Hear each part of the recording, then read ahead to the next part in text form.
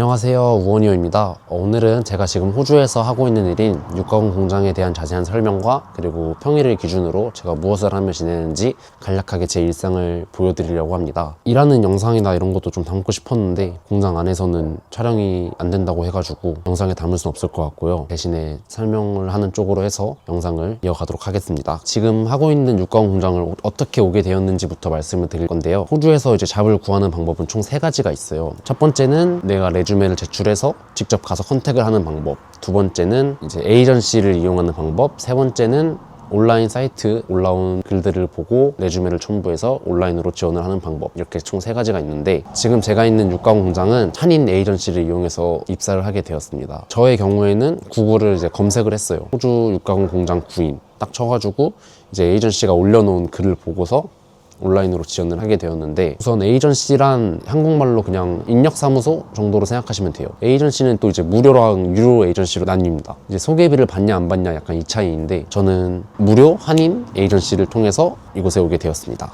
자, 육가공 공장은 그럼 무엇을 하는 곳이냐? 흔히 이제 마트에 가면은 저희 이제 호주산 쇠고기 많이 보시잖아요. 네, 그거 생산하는 곳입니다. 사실 그냥 살아있는 소부터 진공 포장된 그 상품화된 소고기가 나오기까지 그 모든 과정을 하는 곳이고요. 그럼 지금부터 이제 육가공 공장의 구체적인 일에 대해서 말씀을 드릴 건데요. 육가공은 크게 4가지 파트로 나뉩니다.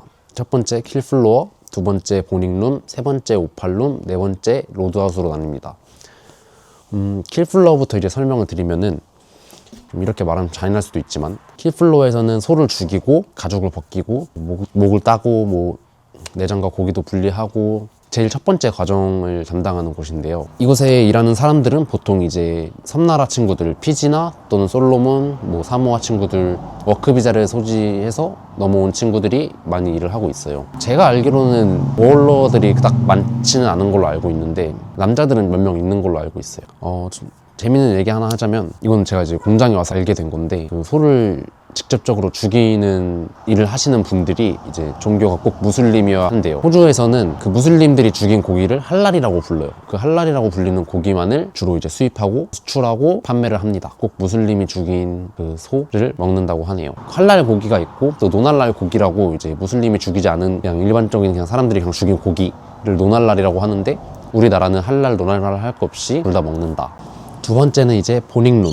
보닝룸은 고기를 발골을 하고 슬라이스라고 하는데, 이제 고기를 상품화시키고 부위별로 분류를 해서 진공 포장 후에 박스에 담는 패킹까지, 그런 일을 하는 곳입니다. 보닝룸에 이제 워홀러들이 가장 많고요. 지금 다 얘기하는 거는 제가 일하는 공장 기준으로 말씀드리는 거라 사실 다른 데도 같다라고는 확정지어서 답을 드릴 수는 없을 것 같아요. 보닝룸 안에는 칠러라고 하는 잡이 있어요. 칠러는 무엇을 하는 곳이냐? 킬플로어에서 이제 그 죽인 소를 고기만 딱 남겨가지고 이렇게 갈고리에 거꾸로 걸거든요. 킬플로어 구역에 있는 소들이 이제 보닝룸으로 이렇게 넘어오기까지 소를 밀어주는 역할을 하는 곳입니다. 인원은 대략 한 10명 정도 되고, 워홀러 한국 남자분들이 좀 많이 일을 하고 계세요. 그 다음에 이제 그렇게 소가 넘어오게 되면은 이제 발골, 보닝, 영어로 보닝이라고 하는데, 이제 고기와 뼈를 분리해내는 작업. 이거는 사실 이제 제가 하고 있는 일이기 때문에 다시 자세히 설명하도록 하겠습니다. 자, 그 다음 이제 슬라이스. 그 발골된 고기가 이제 떨어지면은 발골된 고기를 상품화시키는, 좀 불필요한 이제 지방이나 슬라이스를 해가지고 고기만 딱 남겨서 이제 예쁘게 상품화시키는 일이에요. 인원은 대략 한 40명 정도 있고, 이제 다양한 국적의 이제 워크비자 친구들이 좀 대다수인 편이고, 워홀러는 한 4-5명 정도 있는 것 같아요. 다음은 이제 진공 포장과 패킹. 진공 포장은 이제 고기를 봉투에 담아서 그 진공 포장되는 기계에 알아서 이제 쫙쫙쫙 들어가면 얘가 이제 포장이 딱 되거든요. 그럼 이제 그 포장된 고기를 패킹을 하시는 분들이 분류별로 박스에 담는 일을 한다. 워크비자 친구들도 많고, 워홀비자 특히 이제 여자분들이 진짜 많아요. 총 인원은 대충 한 40명 넘게는 있는 것 같아요, 여기도. 세 번째, 오팔룸. 오팔룸은 소의 내장을 다루는 곳이에요. 인원은 총 한 30명 정도 있다고 들었고, 여기는 이제 워크비자 절반 정도, 그리고 이제 나머지 워홀비자 절반 해가지고 남자 여자 할 것 없이 여기도 워홀러들이 있습니다. 그리고 마지막 4번째는 로드아웃. 뭐 오팔룸에서나 이제 보닝룸에서 박스들이 넘어오면은 팔레트에 쌓아서 지게차로 옮겨서 이제 트럭에 싣고 나가는 과정까지, 이게 이제 로드아웃인데, 워크비자 친구들과 여기도 이제 한국인 남자 워홀러분들이 꽤 있습니다. 박스를 옮기는 일이다 보니까 남자로 이루어져 있고요. 팔레트에 쌓으면은 이걸 지게차로 이 트럭이나 이제 냉장고로 따로 옮기게 되는데, 자격증이 있으신 분들은 지게차 일까지 하실 수가 있습니다. 이제 공장 환경에 대해서 말씀드리려고 하는데요. 거기서 일을 하다 보면은 피가 튈 수도 있고, 또 옷 같은 경우는 매일매일 공장에서 지급을 해줍니다. 그래서 아침에 출근을 하면 가장 먼저 가게 되는 곳이 옷을 받는 곳, 그 옷을 받고 일을 하시면 되고요. 뭐 하루에 꼭 한 벌 정해져 있는 게 아니라서 자기가 뭐 갈아입고 싶을 때 그냥 가서 새로운 옷으로 받으셔서 갈아입으실 수가 있습니다. 장비 같은 경우 만약에 칼을 쓰는 포지션이다 그러면 칼이나 안전장갑, 파슬 옷 같은 그런 모든 장비는 공장에서 지원을 해줍니다. 그리고 이제 육가공 공장에서 일을 하게 되면 추운 곳에서 일을 하게 돼요. 왜냐면 이제 신선도가 유지가 돼야 되기 때문에 제가 알기로 한 7도에서 8도 정도 되는 걸로 알고 있어요. 확실하진 않지만 어쨌든 10도가 채 안 됩니다. 위험 요소라고 할 거는 보통 이제 공장에서 일을 하면은 손이나 손목 같은 걸 많이 사용하게 되니까 본인이 부주의하시면은 다칠 수가 있겠죠. 또 오래 일을 하면 당연히 통증이 올 수도 있고, 뭐 심하면 어깨나 등까지 그 정도가 있을 것 같네요. 그리고 이제 음악 들을 수 있냐, 이제 에어팟은 저희 공장 기준으로는 사용이 불가능합니다. 뭐 다른 공장 얘기를 들어보면은 뭐 크게 노래를 틀어주는 곳도 있다고 하는데 저희는 뭐 노래를 틀어주거나 그러진 않고 그냥 옆에 사람이랑 떠드는 거나 이런 거는 충분히 가능합니다. 그리고 이제 직장 내 인종, 이제 워홀러는 먼저 한국인, 일본인, 뭐 대만인 이 정도가 이제 워홀러들이 많이 있고요. 중국 애들이나 필리핀, 섬나라, 이제 섬나라라고 하면은 솔로몬, 피지, 뭐 사모아 이 정도가 있는데 그 친구들이 이제 워크 비자로 많이 넘어와 있고요. 호주 본토 친구들도 있고 다양한 국적의 친구들이 있다 보니까 뭐 영어를 사용하거나 뭐 친구를 사귄다거나 이런 거는 충분히 가능합니다. 인종차별은 없습니다. 워낙 다양한 인종들이 있기 때문에 좀 인종차별 얘기가 나올 수도 있을 것 같은데 인종차별은 전혀 없습니다. 근데 이제 뭐 어딜 가나 이제 그렇듯이 좀 성격이 좀 안 좋거나 좀 이상한 애들이 있긴 하죠. 근데 그건 사실 인종차별이 아니라 이제 원래 그런 사람은 어디 가나 있기 때문에 딱히 인종차별이라고 할 수는 없을 것 같아요. 그리고 이제 일을 하면서 이제 영어를 잘해야 되냐 또는 이제 영어를 할 줄 알아야 되냐, 영어는 한마디도 못해도 상관이 없습니다. 물론 이제 영어를 하게 되면은 당연히 더 일을 배우는 거나 이제 또 친구들을 만나거나 하는 데 있어서는 유리한 점이 있겠죠. 근데 이제 영어를 못해도 어쨌든 일은 가능하다, 어떻게든 다 설명을 해줘요. 보통 이제 공장하면 이제 단순 반복 노동 시스템이니까 그냥 눈치로 따라하면 돼요. 그래서 영어는 사실 중요하지 않다. 그리고 이제 한국인에 대한 차별, 이거 차별이라 해야 되나? 개인적인 제 생각인데 한국인 워홀러들이 일을 되게 잘하세요. 한국인들이 빨리빨리 문화가 있어가지고 열심히 하고 잘하십니다. 그래서 이제 어떤 문제가 발생하냐, 관리자들 입장에서는 인원 편성이 2명이 되어 있는데 한국인 1명이 포함이 됐어요. 근데 이 한국인이 일을 너무 잘하는 거야. 그냥 둘이서 할 거를 한국인 혼자 보내면은 한국인들은 그냥 다 하거든요. 그냥 원래 이런가 보다 하고 그냥 다 해요.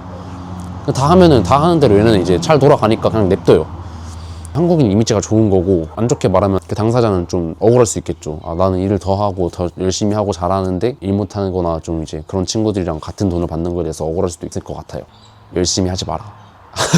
매사에 열심히 하는 건 이제 중요하지만 무슨 말인지 알겠죠. 일단 출근 전에 육가공 공장에서 일을 하려면 큐피버라는 예방접종과 메디컬 테스트, 이제 신체 검사를 받아야 합니다. 첫날에 출근을 하게 되면은 우선 공장 뭐 소개를 간략하게 해주고 대충 뭐 안전교육하고 가장 중요한 어떤 일을 하게 될지 포지션 배정을 시작합니다. 소를 직접적으로 죽이는 일이나 발굴사 같은 경우는 배정을 처음에 받을 수가 없고요. 그 외에 나머지 포지션들에 한해서 이제 인원이 필요한 부분에 랜덤으로 배정이 됩니다. 슬라이서는 이제 본인이 만약에 칼에 대한 경험이 있다, 그걸 이제 인사 담당자한테 얘기를 하면은 얘가 이제 슬라이서로 넣어줄 수도 있습니다.